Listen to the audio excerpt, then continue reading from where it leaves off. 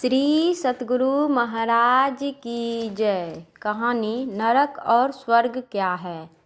यह घटना जापान की है। जापान में एक महात्मा अपने आसन पर आसीन थे।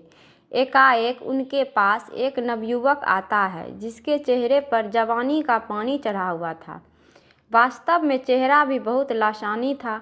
आसानी से वह साधु के पास पहुंच गया।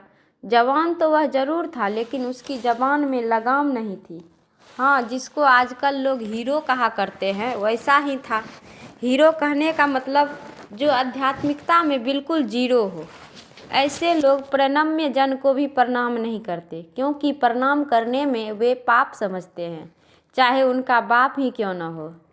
आते ही मूंछ पर हाथ देकर वह पूछ बैठा, महात्मान, स्वर्ग और नरक क्या है। महात्मा जी ने उस नवयुवक को ऊपर से नीचे और नीचे से ऊपर तक देखकर पूछा, पहले बताओ तुम कौन हो। नवयुवक ने कहा, मैं फौज का लेफ्टिनेंट हूँ।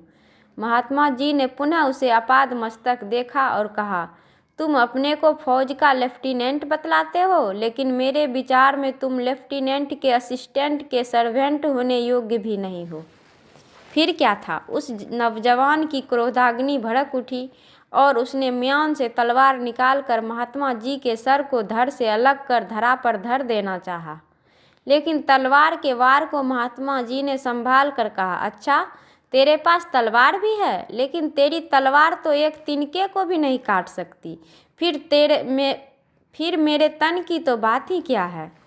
जैसे आग में घी डाला जाए, उसी तरह महात्मा जी का वचन उसकी क्रोधाग्नि में घी के रूप में पड़ गया। पुनः उस नवयुवक ने क्रोधित होकर दोबारा उन पर वार करना चाहा। महात्मा जी ने पुनः उसकी तलवार को पकड़कर प्रेम से कहा, बस मैं तो तुम्हारे प्रश्नों का उत्तर दे रहा था। तुम देश के भावी युवक हो। तनिक सी बात में तुनक जाना तुम्हारे लिए शोभनीय नहीं है। तुमने मुझसे पूछा था नरक और स्वर्ग क्या है। अभी तुम नरक के द्वार पर खड़े हो, क्योंकि जब जिसके हृदय से दया निकल जाती है, काम क्रोध आदि किसी विकार का जब शिकार हो जाता है, दंभ दर्प अभिमान निष्ठुरता एवं अहंता से घिर जाता है, तब वह नरक के द्वार पर खड़ा होता है। गोस्वामी जी ने रामचरितमानस में लिखा है, काम क्रोध मद लोभ सब नाथ नरक कर पंथ। तथा श्री मद भगवद गीता में भगवान श्री कृष्ण ने ये वाक्य कहे हैं, त्रिविधम नरकस्येदं द्वारम नाशनामात्मनः काम क्रोध अस्थता लोभ अस्मदादेतम त्रयम त्यजेत। पढ़ा लिखा तो वह था ही। संत वचन सुनते ही वह महात्मा जी के श्री चरणों में अपना सिर रख दिया और अपने अश्रु जल से उनके चरणों को धोने लगा।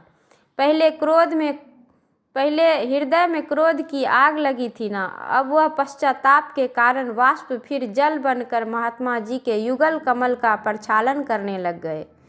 महात्मा जी ने उसकी विनयशीलता देखकर उसकी पीठ पर हाथ फेरते हुए कहा, वत्स, अब तुम स्वर्ग के द्वार पर हो। तुम्हारे हृदय से क्रूरता चली गई, निष्ठुरता चली गई, अहंता चली गई।